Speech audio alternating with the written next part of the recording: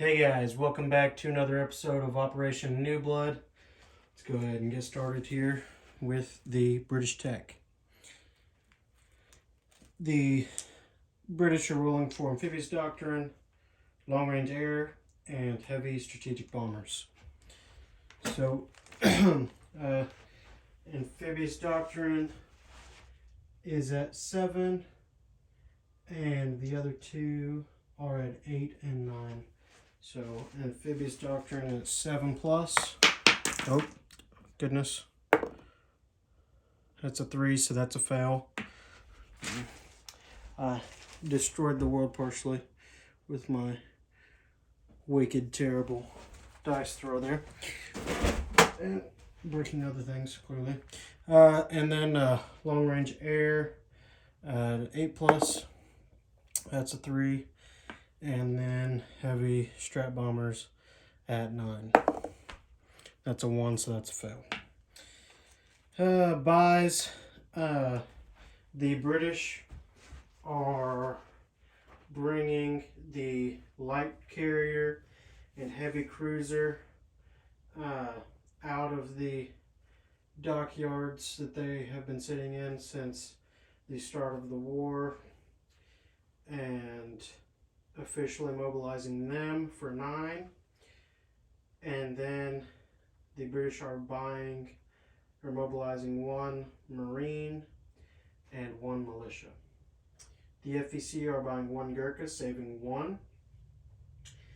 And the Anzac are upgrading militia, saving 3. Okay? So, with combat. Okay, so we just have the continued onslaught of convoy rating in A5 from the British sub. And then over here in the Indies, I think that's what they're called. Goodness. In West Timor, the Anzac transport is moving 1, 2, 3, bringing along 1 Marine and 1 armor.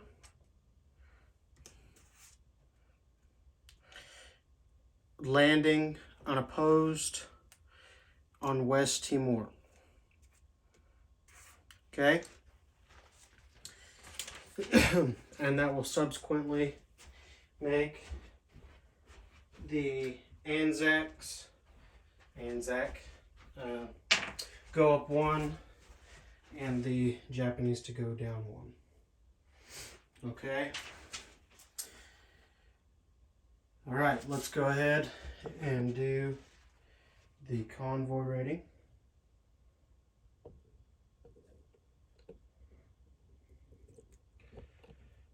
Okay, so the sub is a +2 modifier. British going to be red dice, German's going to be black dice. Maximum of 2 convoy raid line. That is a half, so we'll re-roll that. That's a 1, so it's a 1 and a 4. So that maxes out the German convoy raid line. Okay? Alright, non-combat. So what we're going to do is bring y'all down here. Okay, so the British task force is going to travel down to A28. The 2 British destroyers that were on escort duty are going to come off escort duty, move there, so we'll take those off. And the British task force had 2 transports. They'll be bringing along 2 Marines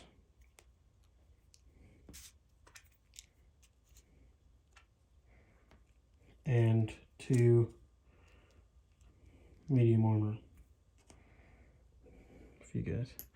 Sorry, I'm having to hold it here. 1 armor out of Northern England and 1 out of Scotland, as it touches part of it touches C zone A17. Okay.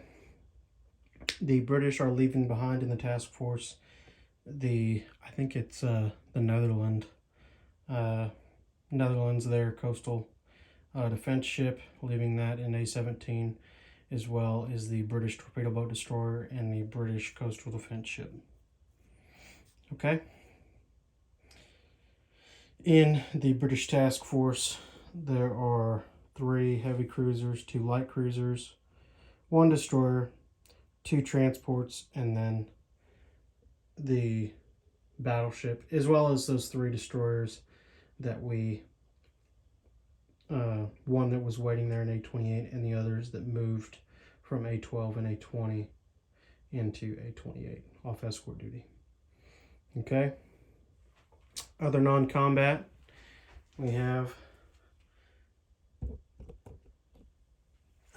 with the Anzac. Oh, sorry. I deeply apologize for the shaking. I about knocked y'all over. So sorry about that. I was looking at the map, not looking at my hand. Should have been looking at my hand. The British ships, the coastal sub will move 2 to P61. The other ships will move 3 to P61. The other British, or the Anzac submarine will come unsubmerged and go to P61 as well. The infantry and artillery in New Guinea will move to Dutch New Guinea. The infantry in the Northern Territory will move to Western Australia. I'll go ahead and take off this militia marker for the militia in Queensland. So it'll move 1 to the Northern Territory, and then take up training and formalize a normal infantry unit there. Okay. The militia in South Australia will move to Western Australia. The militia in South Wales will move to Queensland. The fighter will move to Western Australia. The artillery will rail to Western Australia, and everything else. Actually, that militia was supposed to move from New South Wales to Sydney. I apologize for that. Okay. All right. So that should be all I have for that. The French, they have 5 to spend. They'll be saving saving their money and just get 1 more for the Madagascar IPP. Okay. Well, let's get ahead of myself here with the place units. The FEC, you guys can see that. We'll just place the Gurkha into Kashmir. As you can see, into Kashmir there. The British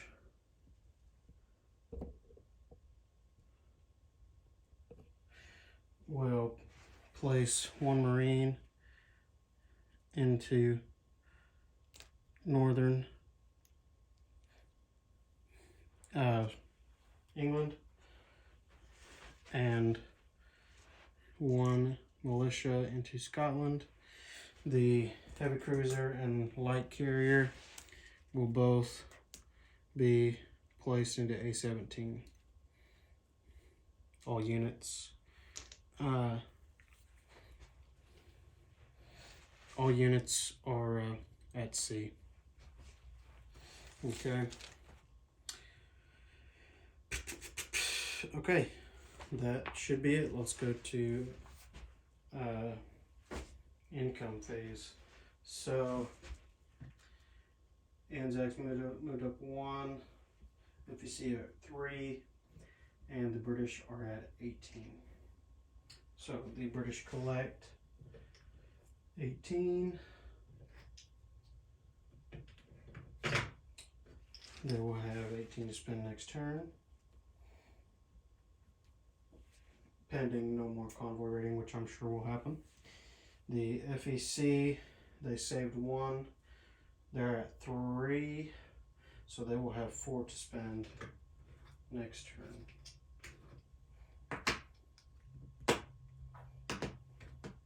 Four to spend next turn. And the Anzac, they saved 3, collect 8, so they will have 11 to spend. 11 to spend next turn. Strangely clumsy this evening for some reason. So 11 to spend next turn. Alright, that's all I got for the British Commonwealth and Free French. Give it over to Captain G for the Italian turn.